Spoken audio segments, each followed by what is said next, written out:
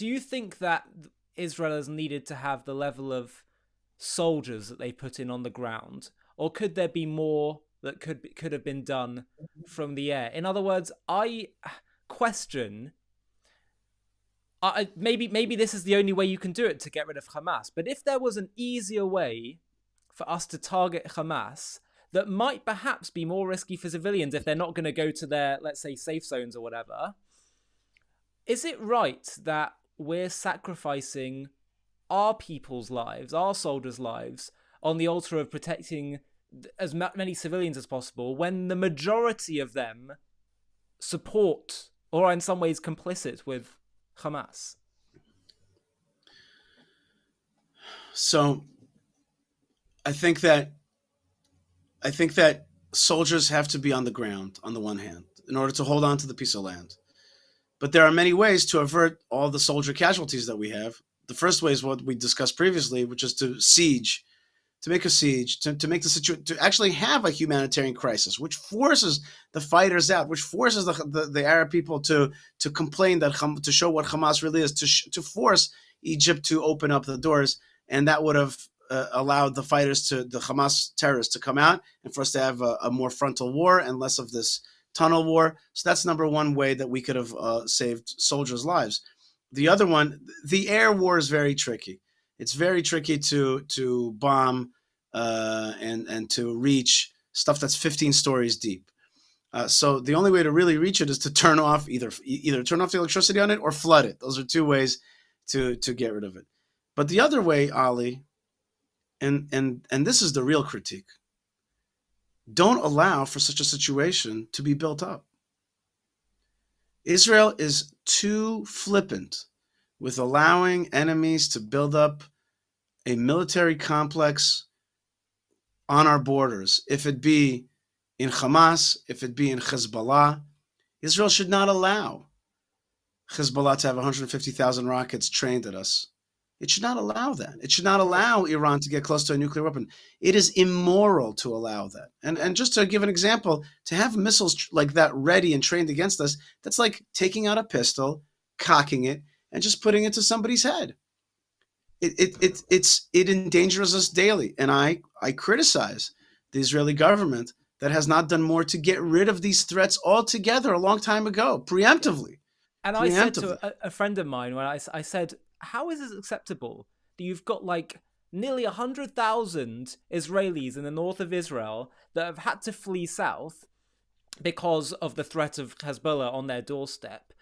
And my friend was saying, yeah, but if Israel was just to like wipe out Hezbollah's capabilities, there'd be, so many civilian casualties. I'd say, then don't put 100,000 missiles on my doorstep. Like that's ridiculous. And that's entirely on them. And so, like, do you think that that's something that Israel should be like go to war with Hezbollah right now and wipe them out? No, we should have gone to war with Hezbollah 10 years ago. Okay, but where we are now, we every single day that we allow this threat to be levied against us is a day that we're acting immorally. We look, as you said, our 100,000 people are evacuated. Our north is evacuated. The enemy laughs. And here's something so important, Ali. It's so important to give. I have to give two kind of preludes to what we're talking about. It's very important to understand these two little points. I'll try to do it quick, but it's important to understand it. As opposed to how people perceive Israel, Israel is actually a tiny nation state armed to defend itself. We're an armed ethnic minority. That's what we are. Israel's a tiny country. And I hope that we could put up a picture of Israel within the Arab world and Israel within the Muslim world. We're a tiny little country. This idea that we're somehow we're better armed and better trained and we're big and rich, it's only true in the sense that we're able to defend our peoplehood. But the minute we let our guard down, the bad guys just run us over.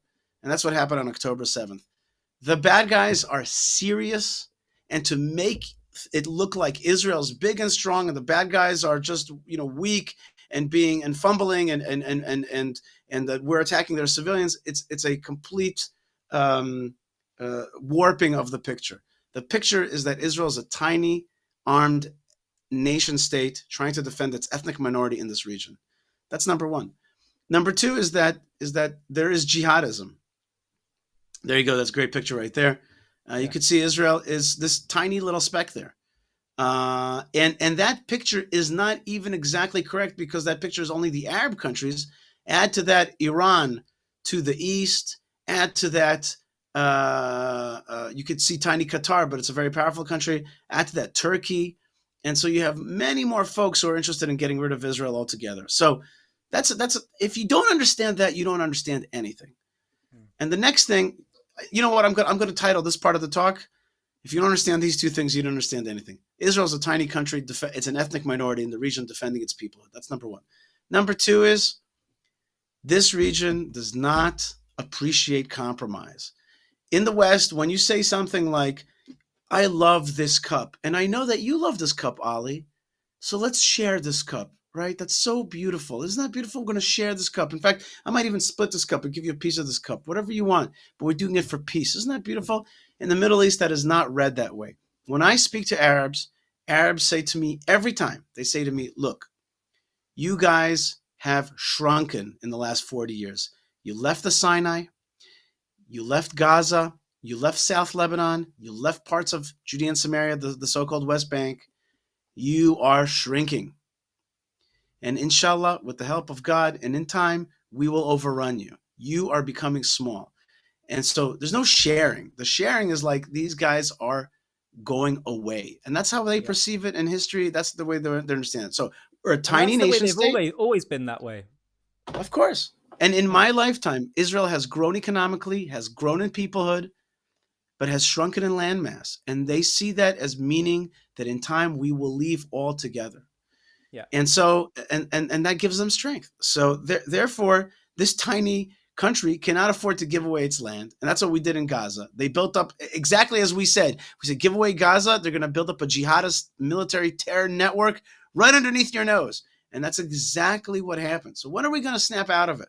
When are we going to snap out of it?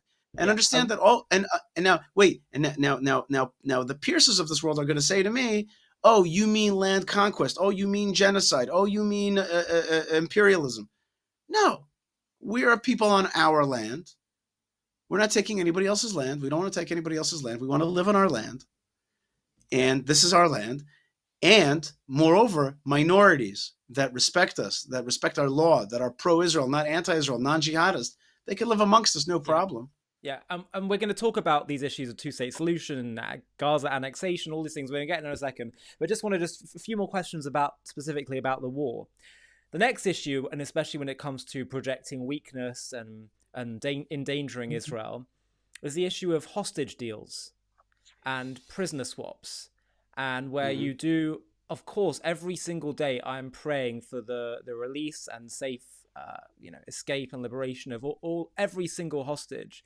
But the deep concern is that you pay in blood, and that Sinwar was released in the Shalit deal, and of course delighted that Gilad Shalit was released, but he was the architect of October 7th, and you're in a sense telling them that you hold all of Israel hostage, because you're telling them that we will pay, we will meet your demands if you take hostages. So wondered what your thoughts were on that. I think you said it clearly enough. I'll just reiterate it just a tad, which is I was there in Eastern Jerusalem, when some of the terrorists that were held in Israeli prisons were released for the Gilad Shalit deal, and we heard the rabble just cheering wildly for that release, and we knew that this meant more Jewish deaths. And it took only a short amount of time, like just 2-3 years, for there to be more than 10 deaths, Jewish deaths, murders by the jihad associated with the Gilad Shalit deal, because terrorists that came out in that deal had murdered, right? So Gilad Shalit was one man who was rescued, liberated, and then soon after, many of these terrorists that were released killed Jews. So it was already not worth it if you want to make a cold, calculation. But then, of course, they became the leaders of Hamas, and have perpetrated now 5 or 6 different wars against us from Gaza, and the latest one, the October 7th massacre. So yeah, giving away terrorists is dumb. Don't do it. It doesn't work. It does not work. There's a math. It does not work. Don't be nice to these guys. Try try to fight with them to the death on the field of battle. You bring them into our prisons. They become pawns, and then we release them. And when they what they do is that they go out and try to kidnap people. Then they release their terrorists, and they're back on the street and they're back killing Jews. It's a nasty cycle. You have to be strong around here. You have to be strong. That word means that you are bad to the bad guys. You get rid of jihadis. You fight with them, and you do not release their people. But And what do and you I'll, say I'll to give those? I'll give you an example. Like right now, they have our hostages. Well, we have their prisoners. Well, make the prisoners' life much worse. I don't know. They're executing your people. Say, okay, well, you're executing my people. I'll execute yours. Like that's the way it works around here. You could be much tougher. You know that the sister of Ismail Hania like lives in the Negev as a Bedouin. She recently had medical treatment. Now she was arrested recently. I was happy, but it's like, hello, like be a Middle Easterner. Like don't. The sages, the Jewish sages, have an ancient proverb, and the proverb is he who is merciful to the wicked ends up being wicked to the merciful. It's an old very Middle Eastern type phrase, Yes. and it's true. It's true. You think you're being, you think that you're getting a deal by bringing out. Of course, we want our hostages back. The best thing to do is never to allow hostages to that kind of situation to happen in the first place. Look, But what do you I say don't to want any. those who I don't say, want if to. someone says to you, but imagine if it was your child, like, isn't it so, I have the just, privilege of not having to imagine that, and that's exactly the point. When you are, it's just like a judge has to sometimes recuse himself when he's what we call in Judaism nogeh bedavar, where he has uh, a conflict, a moral conflict. The parents of these people have a moral. We understand them. We cry for them every day. But I'll give you an example. I have a good friend who is a videographer, and he was taping one of these mothers of a hostage, and they were talking. When the cameras turned off, she said to this man, she said, "I wish the army would just say my son is holy. My son fell. Even if he's still alive, he is a victim of this thing. But we have to destroy the Hamas, and your son is probably going to die as well." But that's part of it, so that the other children, your other children, and the rest of our people's children will not have to suffer this fate. And here, Ali, I need to say something to you. This is the one argument that I found has helped me with my friends on the left here in Israel.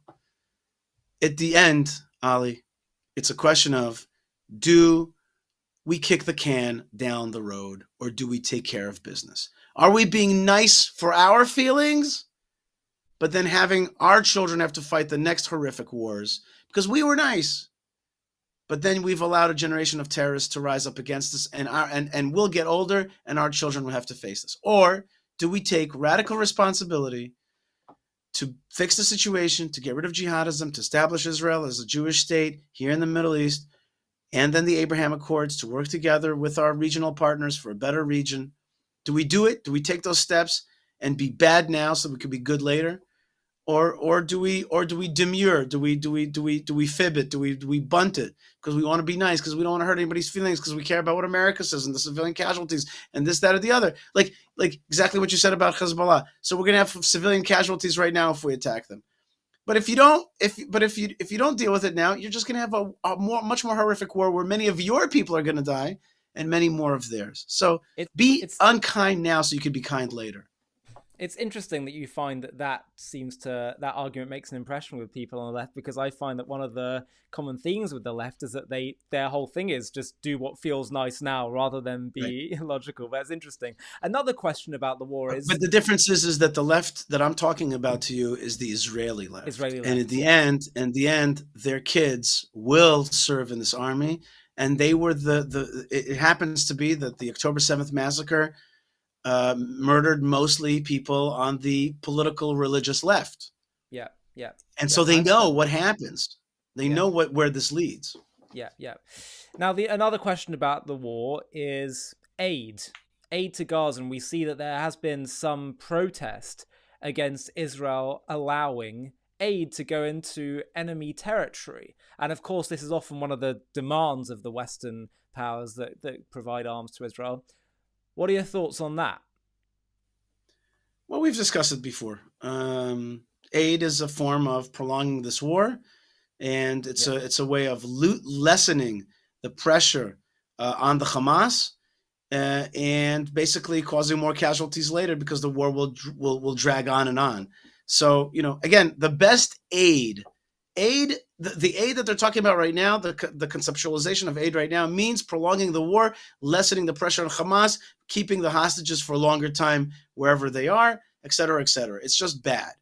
You want to do real aid, help these people get out of the zone of conflict, open up that Rafah border to Egypt, establish tent cities there, and obviously you're gonna have to interview everybody there, make sure that no jihadis are hiding in there. But then whoever is left in Gaza is a fighter, and prosecute a war, an aggressive war to get rid of them.